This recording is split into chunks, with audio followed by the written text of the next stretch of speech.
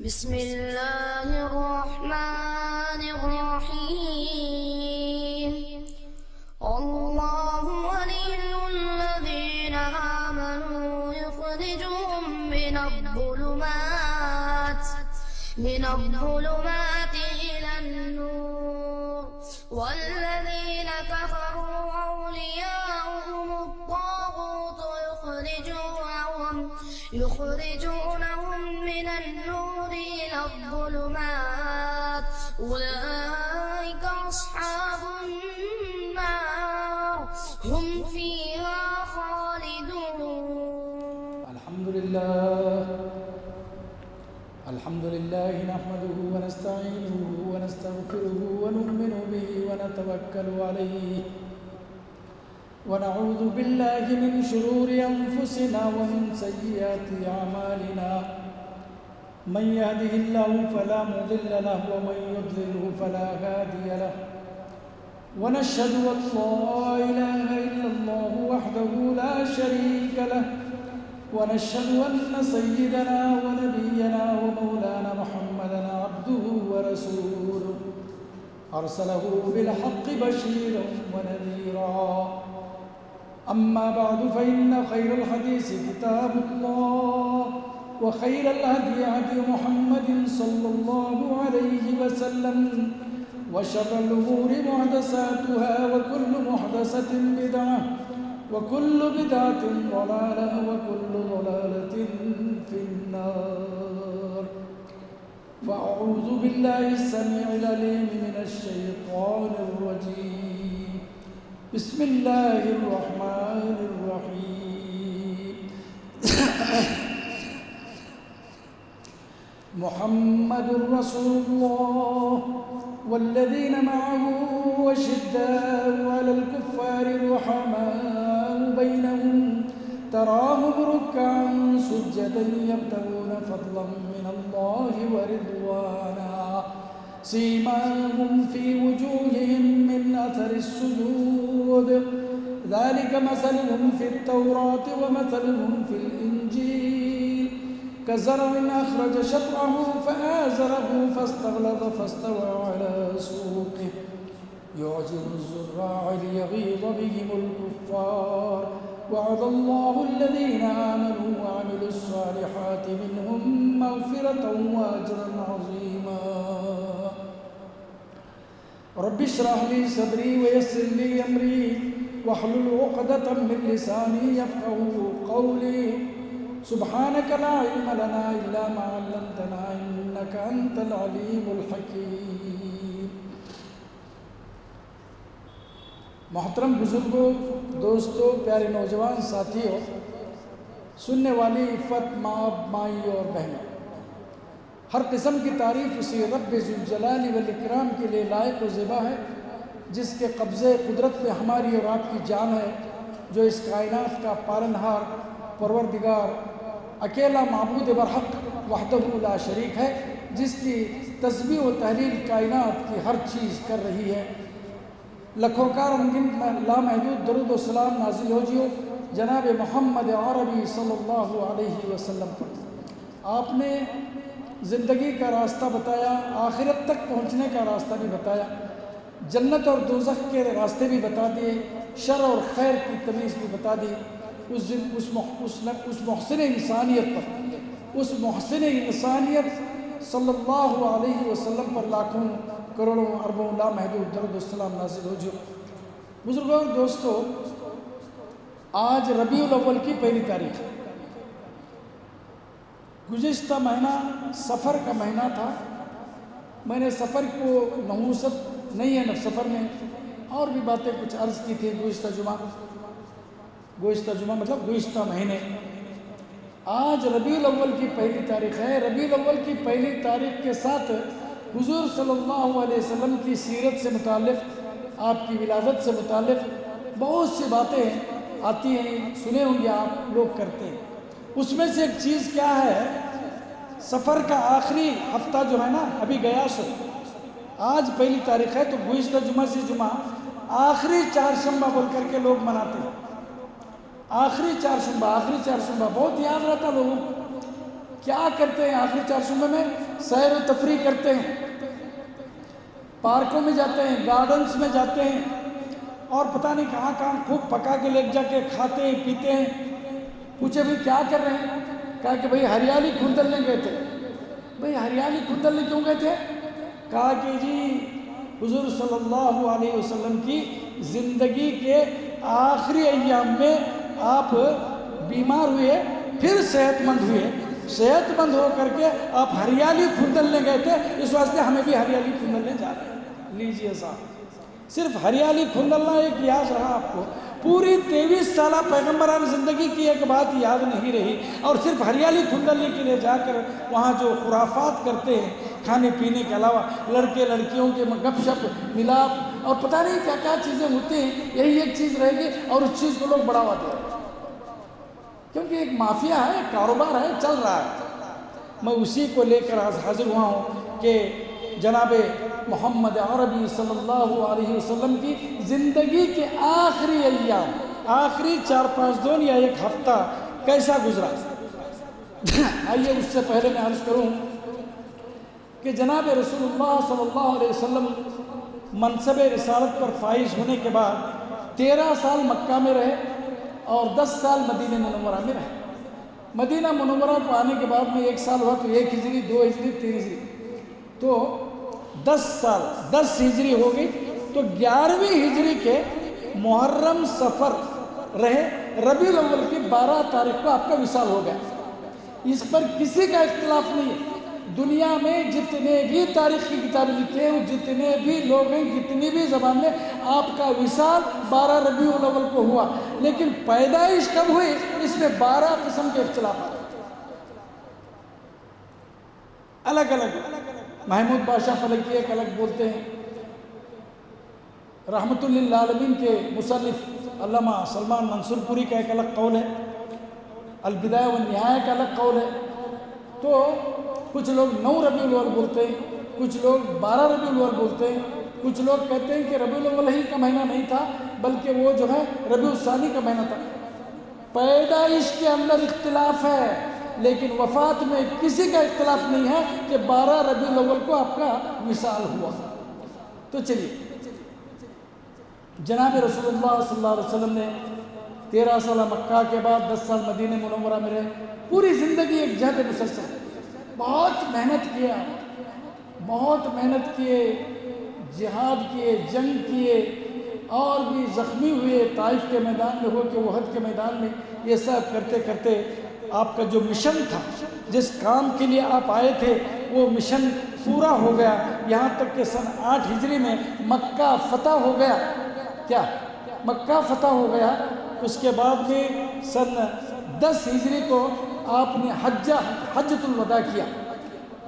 تو یہ تمام چیزیں مکمل ہونے کے بعد میں آیتیں نازل ہوئی، اذا جاء نصر اللہ والفتح ورأيت الناس يدخلون في دين الله افواجا فسبح بحمد ربك واستغفره انه كان توابا۔ فتح مکہ کے بعد یہ آیت نازل ہوتی ہے سن 8 ہجری کے بعد۔ فتح مکہ سن 8 ہجری میں ہوا تو کہا کہ اللہ کی جب مدد آ گئی اور نصرت آ گئی اور فتح ہو گئی، اور تم دیکھ رہے ہو ہمارے نبی کے لوگ جوق در جوق، قبیلے در قبیلے، کیا یمن کے، کیا بحرین، کیا یمامہ کے، کیا جتنے عرب قبیلے اطراف و اکناف کے دھڑا دھڑ آ کر کے کلمہ پڑھ کر کے مسلمان ہو رہے ہیں، اور الحمدللہ یہ اعلیٰ کلمۃ الحق کا جو کام آپ لیے تھے وہ پورا ہو گیا، اور آج اسلامک اسٹیٹ قائم ہوا اور کلمہ توحید کی سربلندی ہوئی، بت سر نگو ہو گئے، اور فتح مکہ کے دن آپ نے کعبۃ اللہ سے بتوں کو بھی صاف کر دیا، تو کام آپ کا پورا ہو گیا، مشن پورا ہوا۔ تو آہستہ آہستہ آپ نے سنکیت دینا شروع کر دیا کہ میں اب زیادہ دن دنیا میں رہنے والا نہیں، اب میں جس کام کے لیے آیا تھا وہ کام میرا پورا ہو گیا، اب مجھے یہاں سے جانا ہے۔ لیکن آپ نے ڈائریکٹ نہیں کہا، سنکیت دیا، اشاروں میں دیا۔ چنانچہ سن 10 ہجری کا مطلب وصال سے چند مہینے پہلے حضرت معاذ بن جبل کو یمن کا گورنر بنا کر آپ بھیج رہے تھے، یمن آج 2 کنٹری ہیں، وہ یمن ایک ڈیموکریٹک ہے اور ایک کمیونسٹ ہے، 2 یمن بن گئے آج، ایک کا کیپٹل حضرموت ہے اور ایک کا کیپٹل صنعاء ہے۔ اس وقت وہ سب مل کے ایک ہی یمن تھا، بہت بڑی کنٹری تھی، اور اس کا گورنر جنرل وائسرائے بنا کر کے آپ بھیج رہے مدینہ منورہ سے، تو مدینہ منورہ سے بہت دور تک آپ حضرت معاذ بن جبل کو بہت سی نصیحتیں کیے، ایڈمنسٹریشن سے متعلق، دین اسلام سے متعلق، اصول دین سے متعلق۔ آخر میں ایک بات بولے کہ اے معاذ، جب تم آؤ گے نا واپس مدینہ واپس آؤ گے تو مجھے نہیں پاؤ گے، میری قبر اور میرے روضے کے درمیان، میری مسجد اور میرے مزار کے درمیان، میرے قبر کے درمیان تم گھوم پھر کر کے مجھے تلاش کرو گے، لیکن میں تمہیں نہیں ملوں گا۔ حضرت معاذ سواری سے اتر کر بے ساختہ رونے لگ گئے، زارو خطاب کہا کہ ہاں معاذ یہ بات صحیح، جاؤ فی امان اللہ، میری باتیں پلوں میں باندھ کر رکھ لینا جو میں نے نصیحت دی۔ یہ ایک سنکیت تھا۔ سن 10 ہجری میں حضرت معاذ بن جبل نے کو فرمایا کہ اے معاذ، جب تم واپس مدینہ آؤ تو میری اس مسجد اور میری قبر کے پاس سے گزرو گے اور مجھے نہ پاؤ گے۔ دوسرا حجۃ الوداع۔ حجۃ الوداع کب ہوا؟ سن 10 ہجری کو ہوا، آخری حج۔ اس کو حجۃ الوداع کیوں کہتے ہیں؟ کیونکہ آپ نے اس میں تمام لوگوں کو الوداع کہا، کیونکہ آپ آئندہ سال نہیں آنے والے تھے، تو آپ کے ساتھ 1,25,000 یا 1 لاکھ کچھ زیادہ تعداد میں لوگ تھے کہ حضور صلی اللہ علیہ وسلم کے ساتھ حج کریں، اور ایک ہی حج کیا آپ نے زندگی میں، یاد رکھو۔ آپ بہت سے لوگ بولتے ہیں کہ صاحب میرے نفلی حج ہیں، حج ہے، عمرہ ہے، جا رہے آ رہے، لیکن فرض ایک ہی مرتبہ کا ہے۔ انسان کی پوری زندگی میں ایک ہی مرتبہ حج فرض ہے۔ سو اللہ کے رسول صلی اللہ علیہ وسلم نے سن 10 ہجری میں فرمایا، اور اس کا نام حجۃ الوداع۔ آپ حجۃ الوداع کے موقع پر 9ویں ذی الحجہ کو عرفات کے میدان میں آپ نے مختلف جگہ الگ الگ تقریریں فرمائی۔ اس میں سے چند تقریروں کی کچھ میں ہائی لائٹس بتاتا ہوں۔ کہا کہ اے لوگوں، یہ 1 لاکھ سے زیادہ لوگ ہیں آپ کے ہم رکاب۔ آپ نے فرمایا، اے لوگوں، آج میری یہ باتیں دھیان سے سن لینا، آئندہ سال ممکن ہے مجھے تم یہاں نہ پاؤ گے اس جگہ پہ۔ آئندہ سال حج آتا رہے گا، آئندہ سال یہ تاریخ عرفات کی آتی رہے گی، تم لوگ آؤ گے لیکن میں نہیں آؤں گا، اور تم مجھے یہاں نہیں پاؤ گے، اور تم مجھے یہاں نہیں سنو گے۔ آج میری باتیں دھیان سے سن لینا، اور جو یہاں نہیں آیا ان تک تم لوگ جو ہیں انہیں پہنچانا۔ الا فلیبلغ الشاہد الغائب۔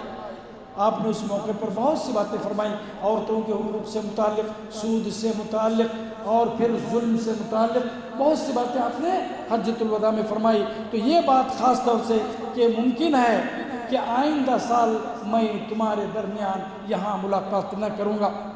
اس کے بعد سن 11 ہجری کے اوائل میں، سفر کا مہینہ تھا۔ آپ جو لوگ مدینہ گئے ہیں ان کو پتہ ہے کہ سید الشہداء بول کے 3 نمبر ایک بس جاتی ہے ادھر۔ ہو سکتا ہے آج کل بس نمبر بدل گیا ہو، لیکن سید الشہداء ایک علاقہ ہے، قباء ایک علاقہ ہے، خندق ایک علاقہ ہے، اسلامک یونیورسٹی ایک علاقہ ہے، ہر شرقیہ ایک علاقہ ہے، حرۃ النصر ایک علاقہ ہے۔ تو سید الشہداء بولتے ہیں۔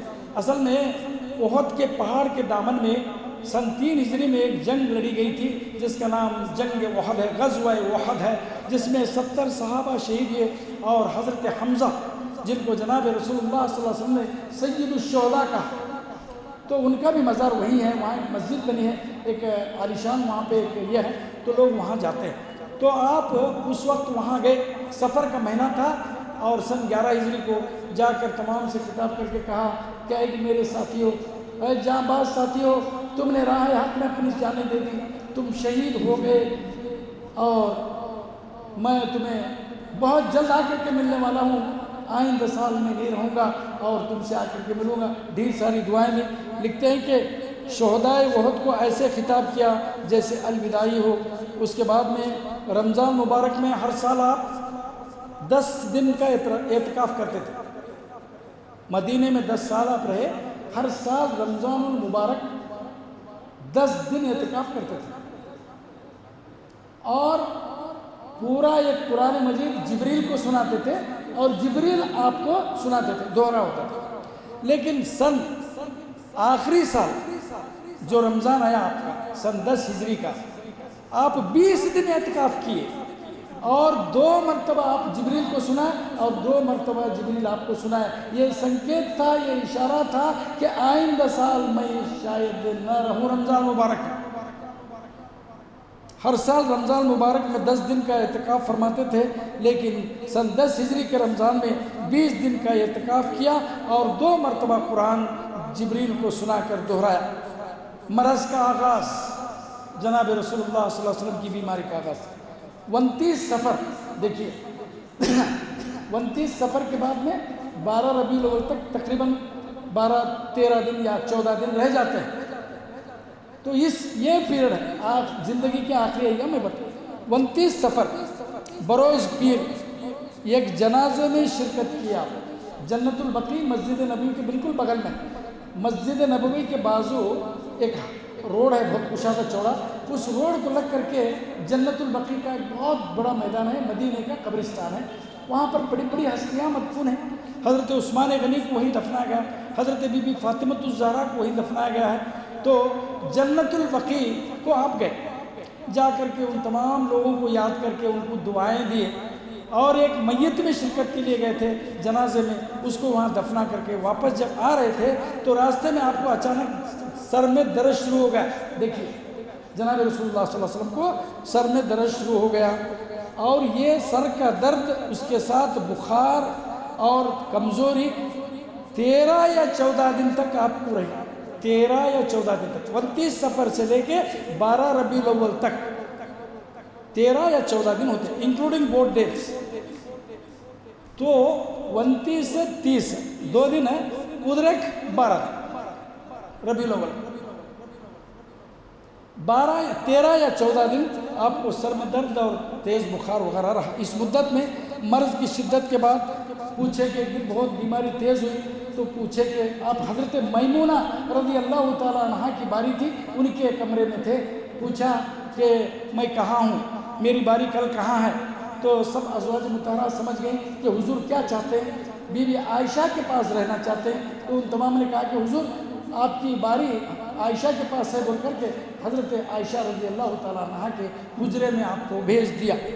تو حضرت عائشہ رضی اللہ تعالیٰ عنہ کے حجرے میں منتقل ہوئے اور مرض سے 5 دن قبل مرض میں بہت زیادہ شدت آ گئی تو کہا کہ میرے سر پر پانی ڈالو، بہت گرمی ہو رہی مجھے۔ تو لوگ جو ہے پانی چھین کر کے ڈالے اور مسجد کے ممبر پر چڑھ کر کے اسی حالت میں پانی ڈالنے کے بعد میں ذرا ٹھنڈا ہوا تو جلدی جلدی آپ مسجد گئے، ممبر پر چڑھے، لوگوں کو جمع کرو بولے اور فرمایا، کیونکہ آپ کو پتہ نہیں تھا کہ میں ابھی کتنے دن رہوں گا، تو جو میسیج تھا وہ دیا، کہا دیکھیے آخری وقت کی جو باتیں، لعن اللہ الیہود والنصارى اتخذوا قبور انبیائہم مساجد لا تتخذوا قبری وثنا یعبد، بخاری کی روایت ہے، سب سے اتھینٹک میسیج۔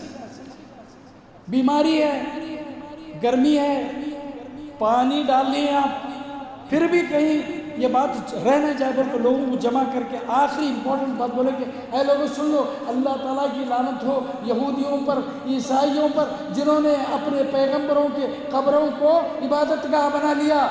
خبردار میرے جانے کے بعد میری قبر کو بت بنا کر کے پوجا کرنے نہ لگ جانا، یہاں کر کے نظر منتیں نہ چڑھانا۔ معلوم تھا آپ کو یہ قوم کرنے والی ہے، یہ کرنے والی ہے اور کر رہی ہے، اور ایک بہت بڑا کاروبار ہے، وہ ایک مستقل کاروبار، اس سے بڑا فائدہ مند کوئی کاروبار نہیں کر رہے ہیں، بڑھاوا دے رہے ہیں۔ کیا فرمایا آپ نے؟ لا تتخذوا قبری وثنا یعبد، لا تتخذوا بولے تو یو شوڈ ناٹ میک، تم مت بناؤ قبری، میری قبر کو، وثن بولے تو بت، یعبد پوجا کرنے پرستش کرنے مانگنے کے لیے میری خبر کو بت بنا کر کے پوجا مت کرنا۔ اس کے بعد 4 دن پہلے مرض بڑھتا گیا، اس کے بعد میں جلدی جلدی آپ نے احکامات صادر فرمائے کہ کیا کرنا ہے کیا نہیں کرنا ہے۔ اس کے بعد کیا ہوا؟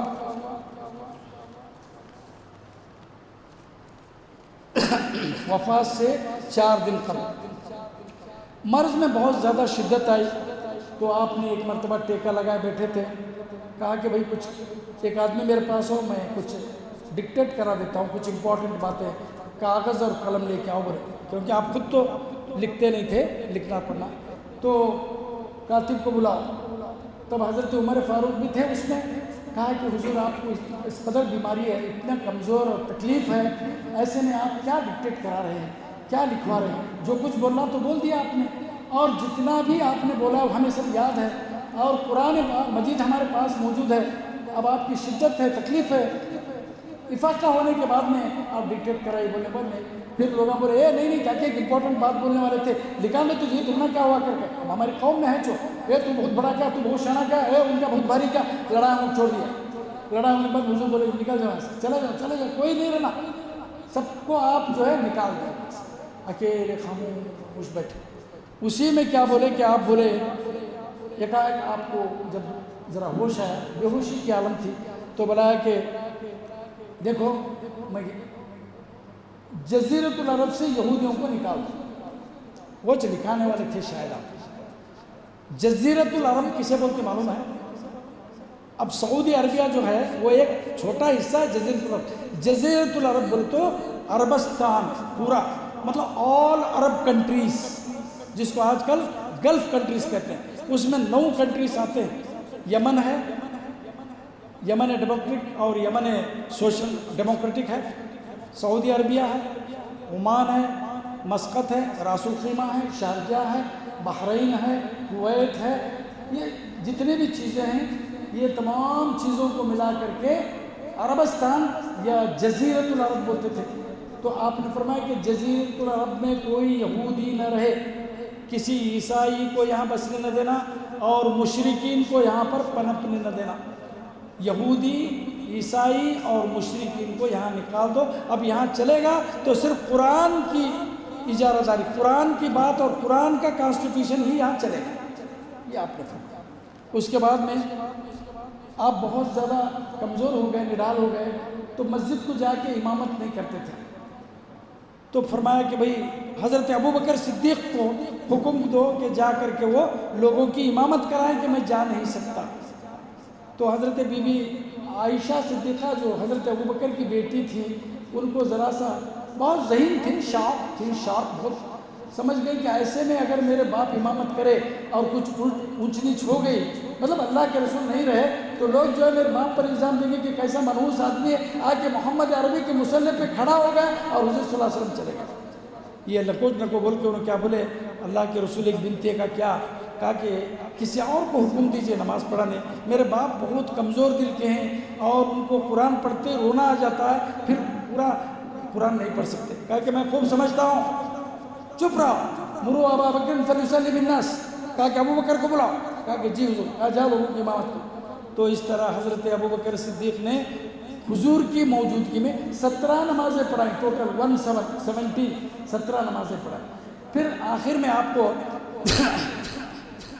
پیر کے دن کچھ افاقہ ہوا صبح میں، تو آپ نے پردہ اٹھا کے دیکھا کہ لوگ نماز پڑھ رہے ہیں، یا اس کے بعد میں کیا کیا، پیر سے پہلے شاید اتوار کو ایک مرتبہ ظہر کی نماز کا وقت تھا، تو ہاں وفات سے 2 دن قبل سنیچر کو کچھ ذرا طبیعت سنبھلی آپ کی، ذرا آرام ہوا، تو آپ بولے کہ میں مسجد جانا چاہتا ہوں۔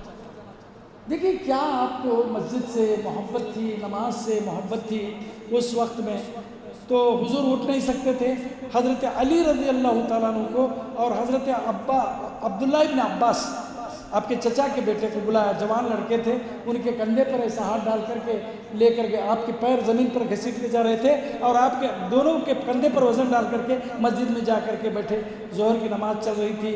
حضرت ابوبکر صدیق رضی اللہ تعالیٰ عنہ کو معلوم ہوا کہ حضور صلی اللہ علیہ وسلم آ گئے، تو پیچھے ہٹنے شروع ہو گئے، تو کہا کہ علامہ کیا نا تم نماز پڑھاتے رہو۔ پھر حضور صلی اللہ علیہ وسلم نے فرمایا علی کو، حضرت ابن عباس کو کہ حضرت ابوبکر کے لیفٹ سائڈ میں مجھے بٹھا دو، تو پھر آپ وہاں بیٹھ گئے، حضرت ابوبکر نماز کمپلیٹ کیے۔ دیکھیے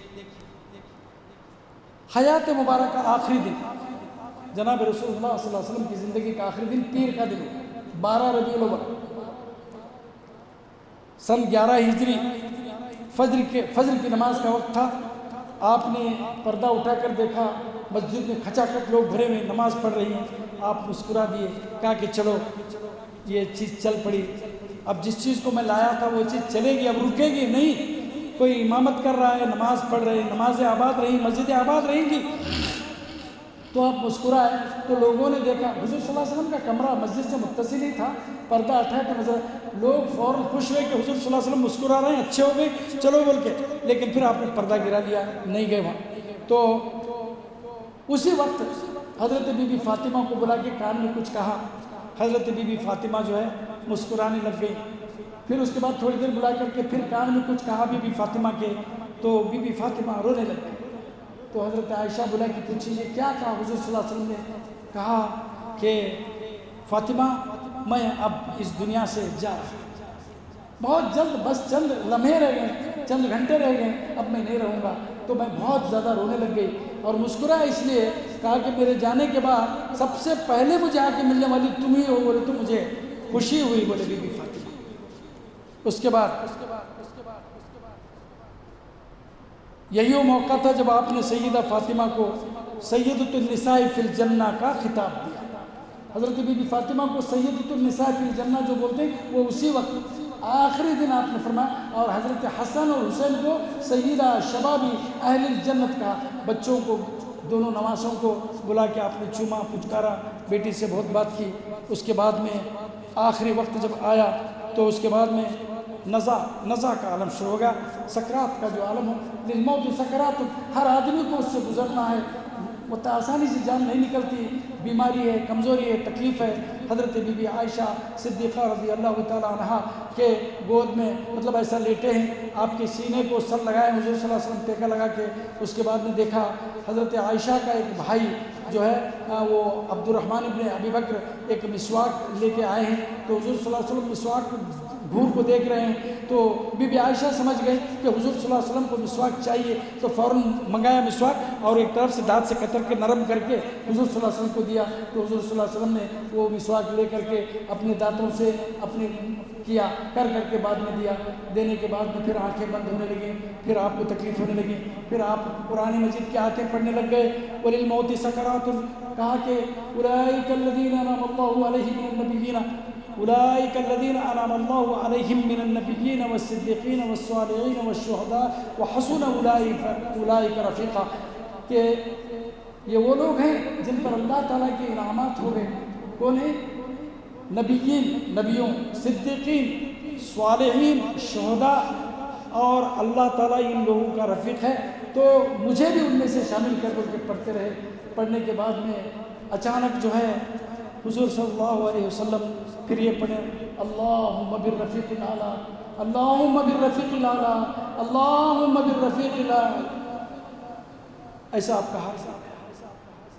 یہ دیکھتے کے ساتھ بی بی فاطمہ ایک چیخ مار کر کے رونے لگ گئی اور کہنے لگی، اے میرے ابا، آج ہمارے گھر جبریل نہیں آئے، روزانہ جبریل آتے تھے، اگر اب کی مرتبہ جبریل آئے تو ہم کہیں گے کہ ہمارے پاس نہیں ہے، جن کے پاس تم وہی لائے ہو۔ جناب رسول اللہ صلی اللہ علیہ وسلم کی عادت کیا تھی؟ فجر کی نماز پڑھنے کے بعد میں اپنی بیٹی اور داماد کے گھر جاتے تھے۔ آپ پہلے بیٹی سے اتنا پیار تھا آپ کو کہ بیٹی فاطمہ کے گھر جاتے تھے آپ اور پوچھتے تھے کیسے کیا ہے، کیسا نہیں، دن بھر کھانے پینے کے لیے گھر میں کیا ہے یا نہیں، پوچھ کر کے گھر۔ یہ فطری بات ہے صاحب، باپ کو بیٹیوں سے بہت لگاؤ، بہت پیار ہوتا ہے، وہ تو نبی تھے۔ تو آج بی بی فاطمہ جو کہہ رہی ہیں، وہ جو الفاظ ہیں عربی کے میرے پاس، وہ سب میں اگر کہوں تو کہتے ہیں کہ صاحب، یا ابتا، اے میرے ابا، آپ کو اللہ نے بلایا اور آپ چلے، یا ابتا ربن نداہ فاجاب، یا ابتا لنا جبریل، اے اللہ، اے ہمارے ابا جان، جبریل آئیں گے تو ہم ان کو آپ کے بارے میں بتا دیں گے کہ آپ یہاں نہیں ہیں۔ اب اس کے بعد ہم کس کے پاس جائیں گے؟ بی بی عائشہ صدیقہ رضی اللہ تعالیٰ عنہ کا بھی یہی حال تھا، بی بی فاطمہ کا بھی یہی حال تھا۔ اتنے میں شور ہو گیا تو لوگ جو ہے بے پناہ پریشان ہو گئے، تو عمر فاروق جب سنے تو بے قابو ہو گئے اور تلوار لے لیا اور کہا سناؤ کچھ منافقین کہہ رہے ہیں کہ جناب رسول اللہ صلی اللہ علیہ وسلم کا انتقال ہو گیا، گردن مارتا ہوں میں ان کے، کون بولنے والا ہے؟ بولے عمر فاروق کے پاس سامنے کوئی آ نہیں سکتا تھا. حضرت ابوبکر صدیق نے اس سچویشن کو سنبھالتے ہوئے کہا، کچھ بھی نہیں کہا. ایک آیت ہے سورہ آل عمران میں 4 پارے میں،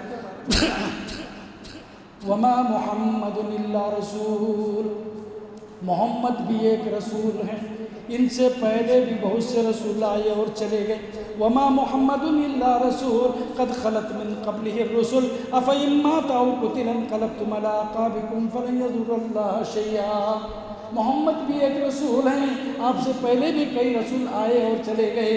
اگر آپ شہید ہو جائیں یا انتقال کر جائیں تو کیا تم مرتد ہو جاؤ گے اور دین سے پلٹ جاؤ گے؟ ایسا کرو گے تو اللہ کا کوئی نقصان نہیں ہوگا. یہ آیت ہے سورہ آل عمران. یہ آیت بار بار پڑھنے کے بعد میں عمر فاروق کو سمجھ میں آ گیا کہ واقعی اللہ کے رسول کا انتقال ہو گیا. تو پھر اشعار رونے لگ گئے، جا کر کے حضور صلی اللہ علیہ وسلم کے پیشانی کو بوسہ لے گئے. حضرت ابوبکر صدیق نے کہا کہ فدا کا ابی و امی یا رسول اللہ طبت حیا و طبت میتا، اے میرے ماں باپ آپ پر قربان ہوں، زندگی میں بھی آپ سپر پرسنالٹی رہے اور آپ گزرنے کے بعد بھی سپر پرسنالٹی رہے، بے پناہ. بہرحال آپ کا انتقال ہوا پیر کو. اس کے بعد میں ایک اصول ہے کہ نبی جہاں انتقال کرتے ہیں ان کو وہیں دفنا دیا جاتا ہے.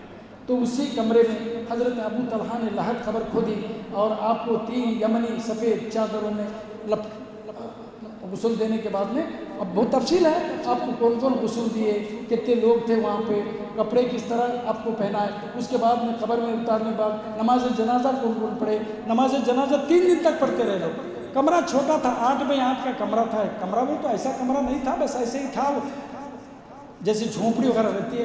تو پہلے بنو ہاشم پڑھے، اس کے بعد میں مہاجرین پڑھے، اس کے بعد انصار پڑھے، بعد میں عورتیں بھی پڑھی. نماز جنازہ جناب رسول اللہ صلی اللہ علیہ وسلم کی عورتیں بھی پڑھی. اور یہ دیکھنا چاہتے ہیں تو الرحیق المختوم ایک کتاب ہے جو فیصل ایوارڈ یافتہ ہے، اتھینٹک کتاب ہے سیرت میں. اس کے اندر لکھا ہوا ہے، دیکھیے اس چیپٹر آخری میں غالباً 741-42 پیج میں یہ لکھا ہوا ہے کہ آخر میں خواتین اور بچے نماز جنازہ پڑھے. پیر اور منگل کا دن نماز جنازہ پڑھنے میں نکل گیا. پھر بدھ کا دن آ گیا، بدھ کو بھی دن چڑھے دھوپ 11-12 تک بھی. اس کے بعد میں 11-12 بجے آپ کو سپرد خاک کیا گیا. یہ جناب رسول اللہ صلی اللہ علیہ وسلم کی زندگی کے آخری ایام تھے. زندگی باقی رہے تو آپ کے کچھ پیغام آپ نے زندگی میں جو دیا لوگوں کو وہ پہنچاؤں گا آئندہ مہینے انشاءاللہ.